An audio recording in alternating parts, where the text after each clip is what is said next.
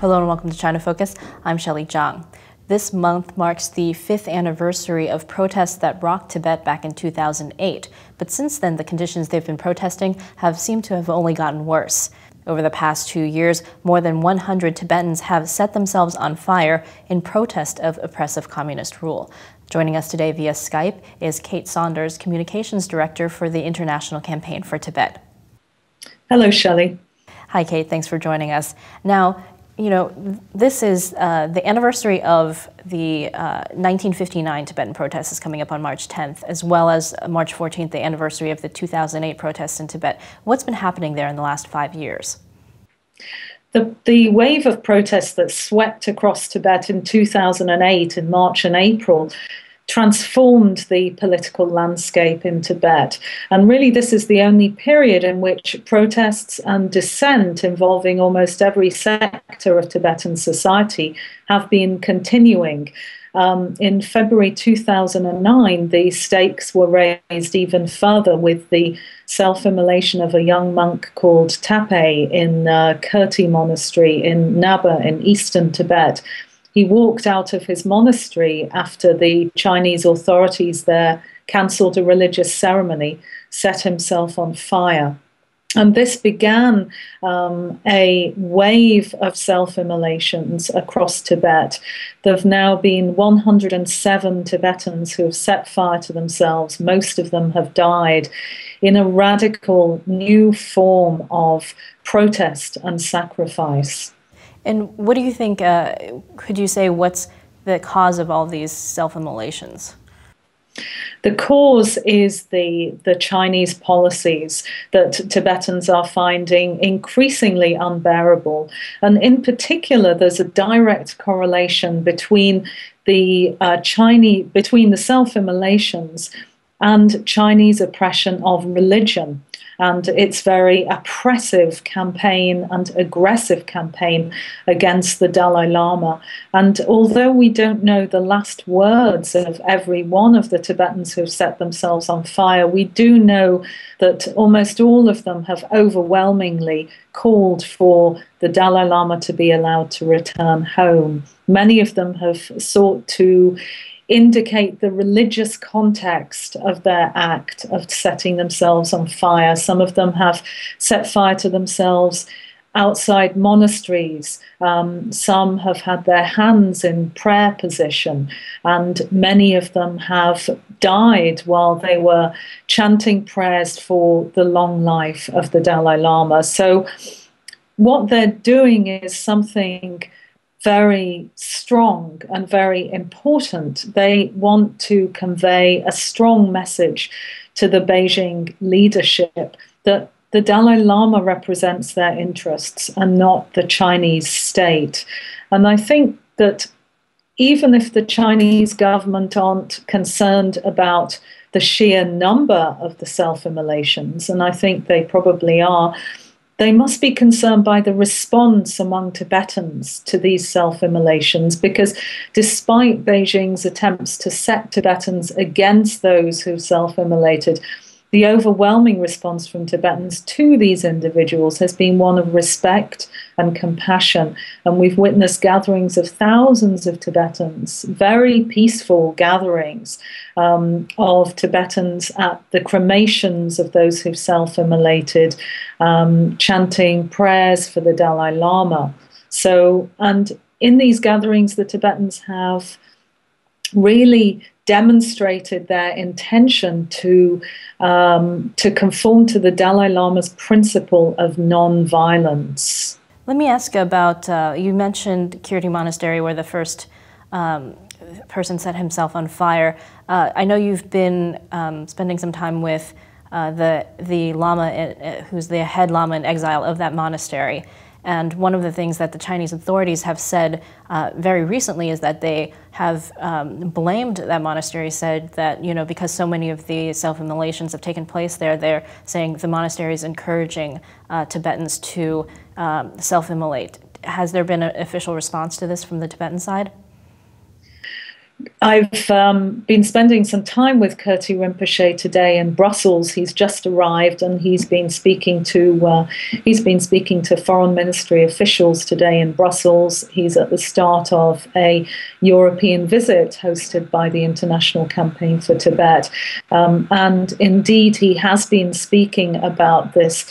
The Chinese authorities have launched a new and a much more aggressive, much more formal response to the self-immolations, in which they've been seeking to blame the Dalai Lama and to blame exile forces for so-called incitement of the self-immolations.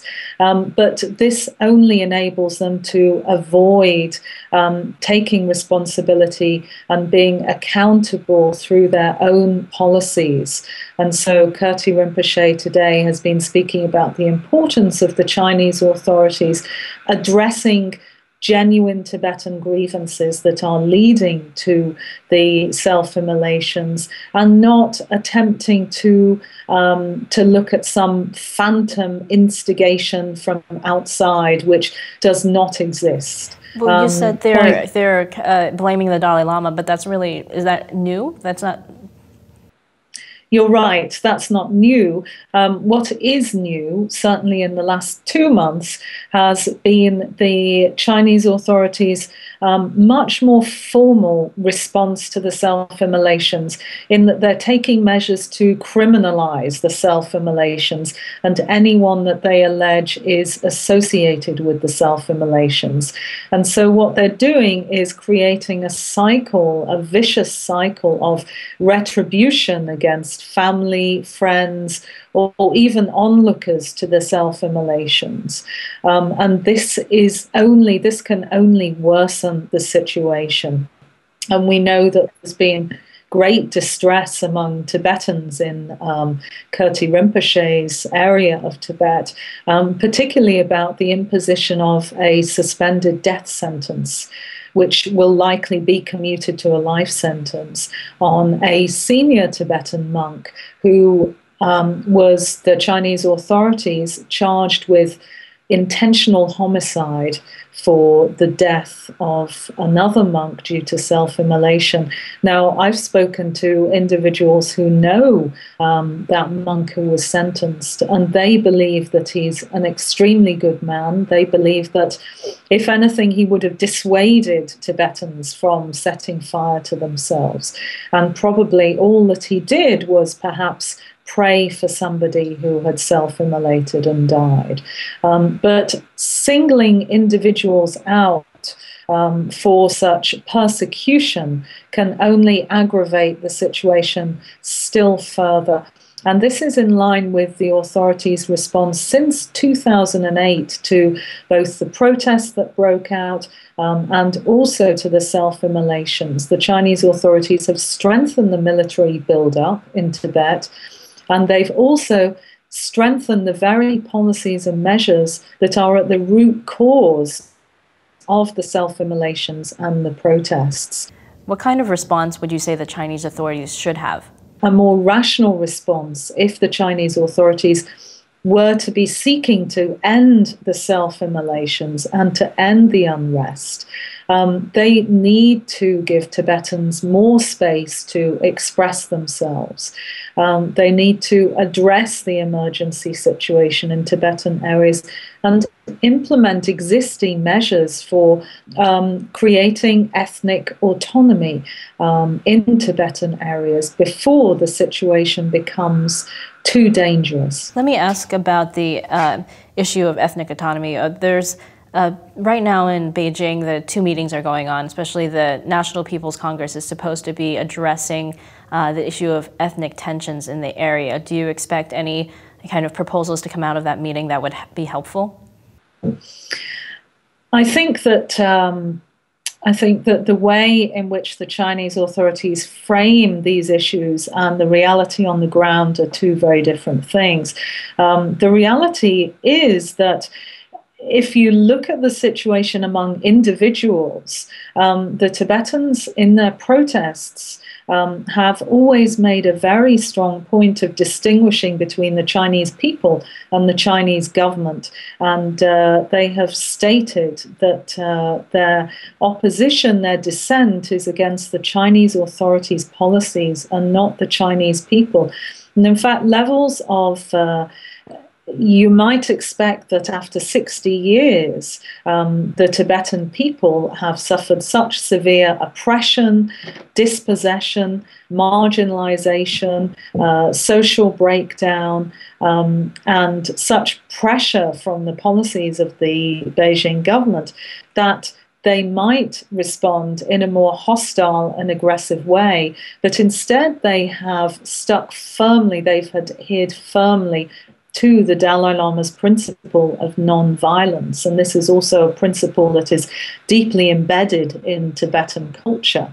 And so you have seen Tibetans and Chinese forming alliances, allegiances, educated Chinese and Tibetans acknowledging that in many ways they face the same issues of a lack of a voice, lack of freedom of expression, and also intensified military build-up and crackdown. And so in that sense, the levels of ethnic hatred are not high. I think that the concern is that in the future, the situation may exacerbate further if policies continue as they are. But right now, it does seem as though many Tibetans and many educated Chinese are finding some common ground. And that applies to religious faith too, because more and more Chinese are turning to Tibetan Buddhism and more. So it sounds like you're more hopeful over kind of this ability of ordinary Chinese and ordinary Tibetans to get along rather than an official way to resolve ethnic tensions in the area. I mean, there's a very powerful example recently, which is that a Chinese civil rights lawyer who was aware of the self-immolations happening in Tibet, he actually traveled to Tibetan areas, to eastern Tibet, because he wanted to find the family of one of the monks who self-immolated.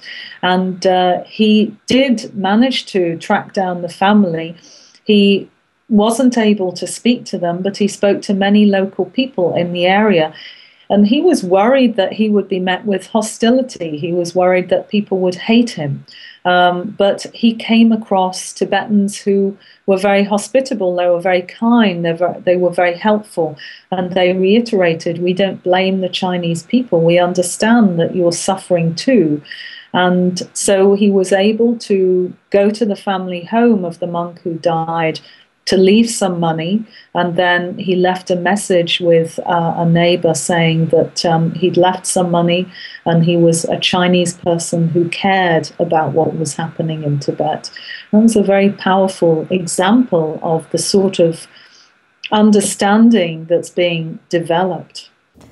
Okay, let me ask you kind of final question. Do you expect to see protests in Tibet during this later part of March, during these sensitive periods? Of course, none of us can predict, but this is a very significant anniversary. It's not only the 5-year anniversary of the protests that swept across Tibet in 2008, but it's also the anniversary of Tibet's national uprising that took place predominantly in Lhasa in 1959.